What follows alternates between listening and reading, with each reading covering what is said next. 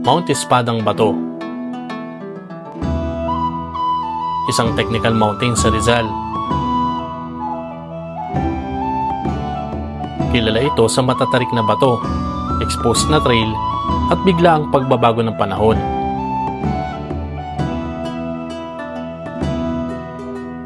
Sa ganitong klaseng bundok, ang panganib ay hindi agad nakikita, ngunit laging naroon.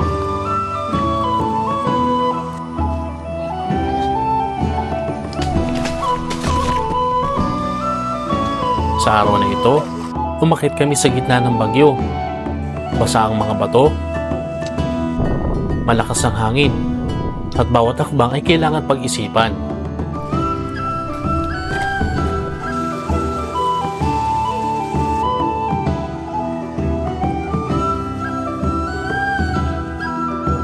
Ngunit ang tanong, hanggang saan nang dapat ipagpatuloy?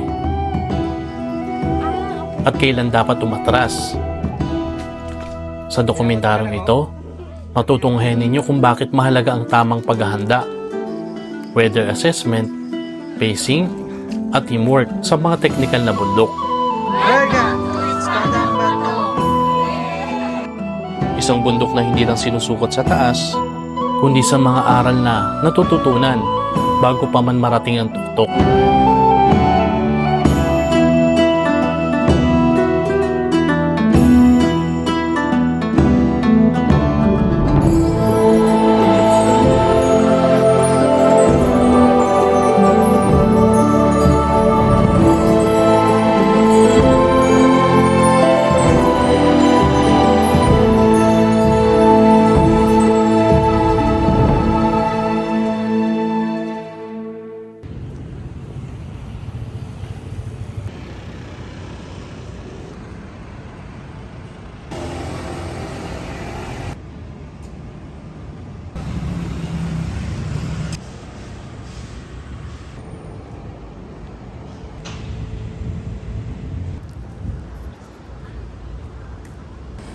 Gaya ng mga naunang biyahe, sa Greenfield pa rin nagsimula ang kwento.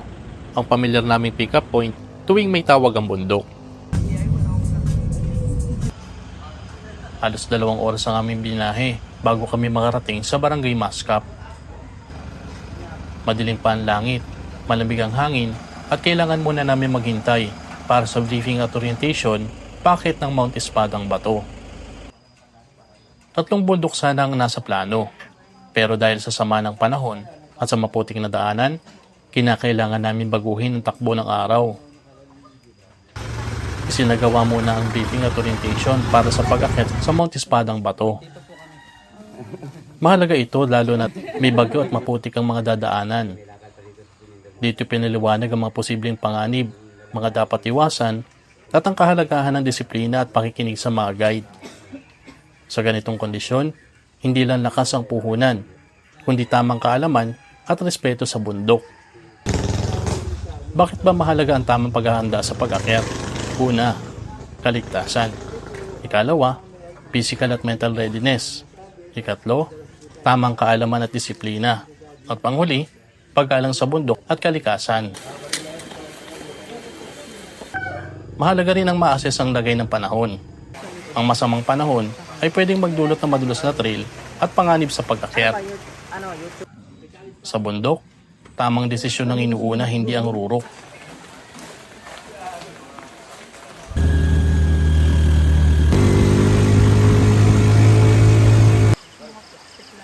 Nagsimula ang aming paglalakad bago mag-alas 6 ng umaga.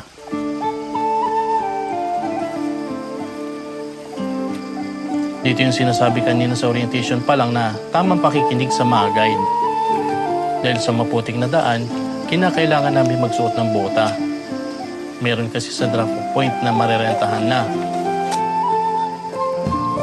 Pero dahil minsan ko nang nagamit ang sapatos ko paakyat na maputik at basang daan, mas pinilit ko pa rin na ito ang gamitin. Kaso nagkamali ako. Dahil simula pa lang pala, malalim na ang putik na aming daraanan. Wala akong choice kundi magpaa. The mountain reminded me, advice ignored becomes lessons learned. Dito sa bahay na ito ang una namin pahinga. Kaya sinulit na rin makapaghugas. Ilang beses na kasi ako bumaliktad dahil sa pagkakadulas. Bala ko na nga sana iwan ang sapatos ko pero sinuot ko na lang ulit dahil paket na kami papuntang Espadang Bato. At mahirap talaga magpaa. May ebidensya.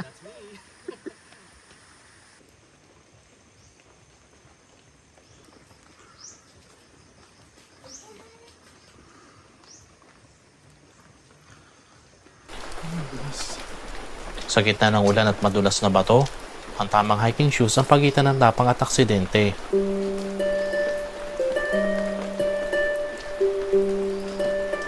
Kapag maayos ang hiking shoes, mas stable ang paa sa mabato at madulas na daan. Mas iwas sa pili at injury. May grip at ankle support lalo sa technical trails kagaya nito. Mas kayang tiisin ng mahabang lakaran nang hindi agad napapagod.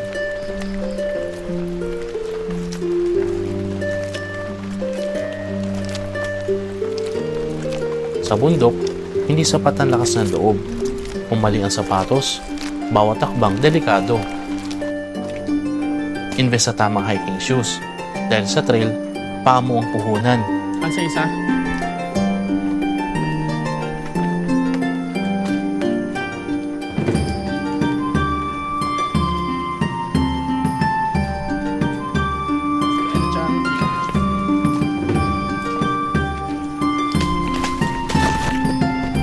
Sa ganitong kadulas na paakyat, lalo na walang grip ang sapatos ko, hindi ko talaga maiwasang madulas na maraming beses.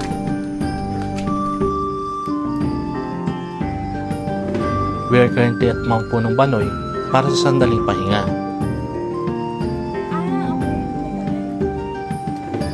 Ang Mount Punong Banoy ang karaniwang approach trail papunta sa peak ng Mount Espadang Bato. Sa video na ito, ipapakita ko kung paano magiging mas technical ang akyat habang papalapit sa exposed at matarik na bahagi ng Espadang Bato. Isang paalala na hindi lahat ng minor hike ay simple. Minsan, daan lang pala ito sa mas matinding hamon.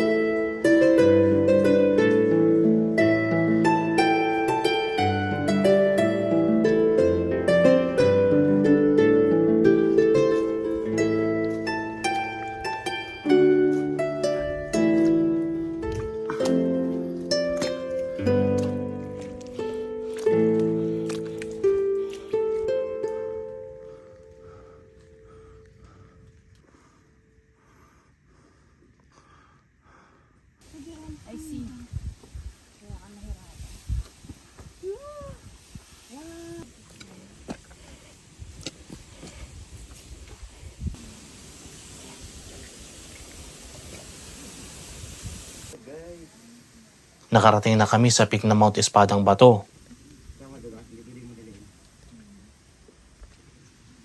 Hindi maganda ang panahon at malakas ang hangin kaya struggle talaga sa pagpapalipad ng drone.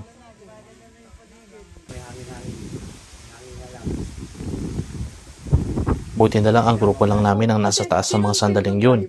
Sabi niya, sir, 12 to ha. Tapos sabi ni, 11. Alam mo, Kaya willing talaga maghintay ang bawat isa sa mas magandang shots. balikan mo nga si PJ po.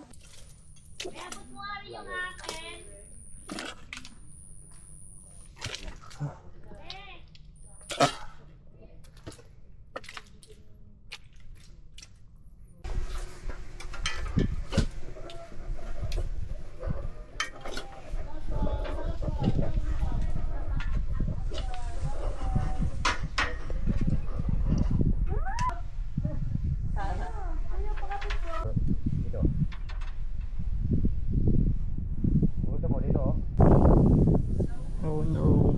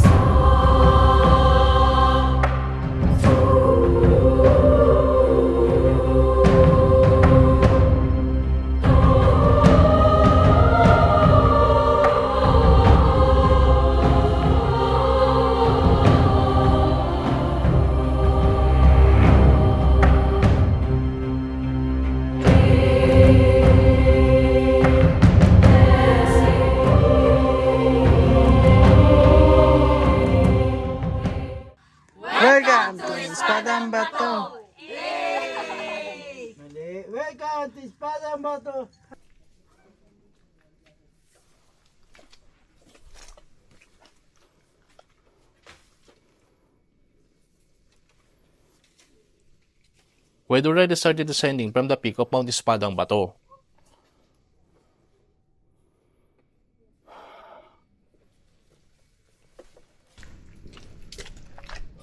Dito mas kailangang mag-ingat dahil mas madulas, mas delikado ang bagsak.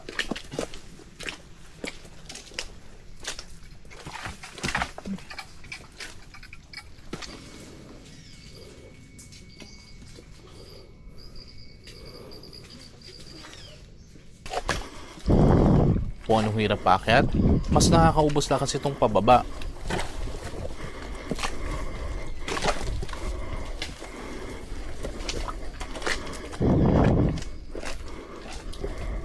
No wonder some people say, never again, kapag di na nila kaya.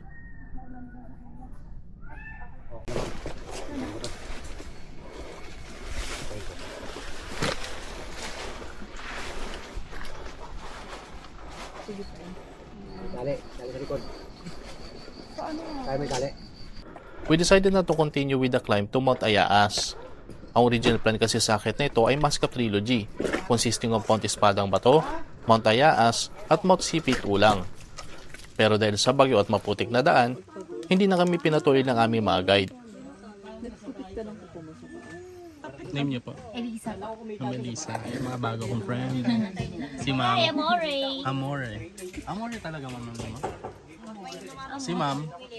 Shen po. Ma'am Shen, tsaka si Ma'am Josie Josay. po. Josie ba?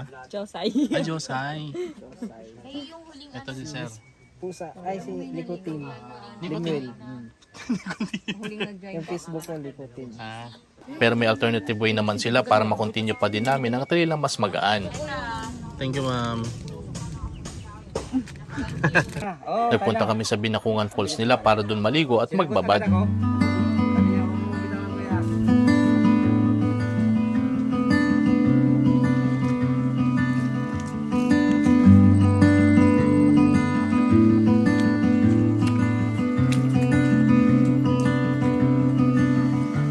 My skin likes your skin. Your scent draws me in. Hope you'll leave some behind whenever May ebidensya. you go. Your hand seeks my hand. No, you'll leave me a mess, but I hope for the best. Don't know what you want.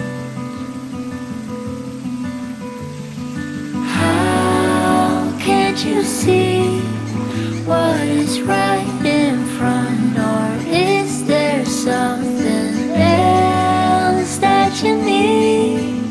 'Cause you might just lead me on.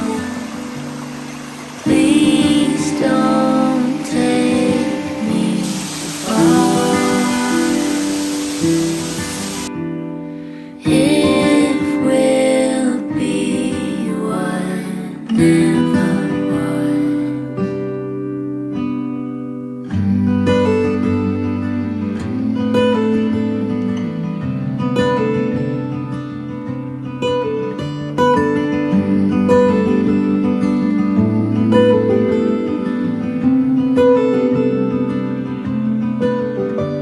I'll go if you go, and stay if you want. Your hand leaves my hand like it's nothing at all. A heart, give or take, you know you can have it, but you're not holding space. Not for me, not even a drawer. Please don't take me too far. It will be what never was.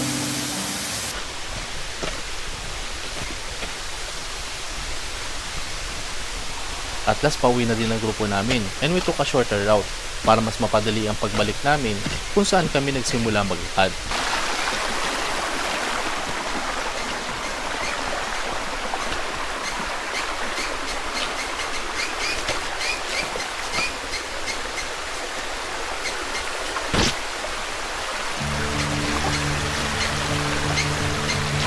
We got nowhere to be, just a slow dance with the summer heat. The world outside can't wait a few, 'cause right now we got nothing else to do. The sun is peeking through the cotton white blinds, your hands still tangled up in mine.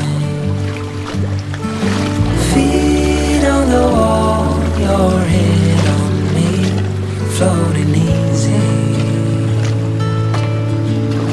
We got nowhere to be, got nowhere to be.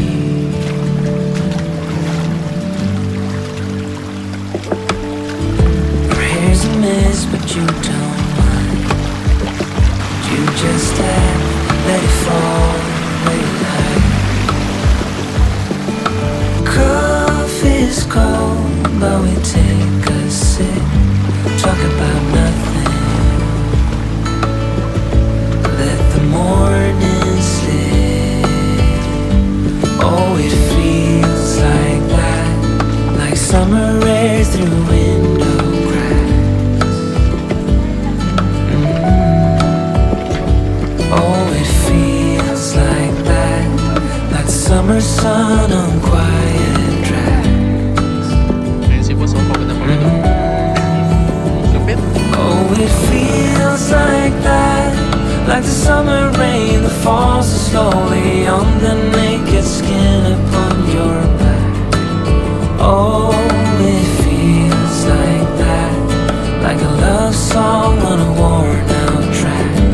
Yeah, it feels like that, feels like that.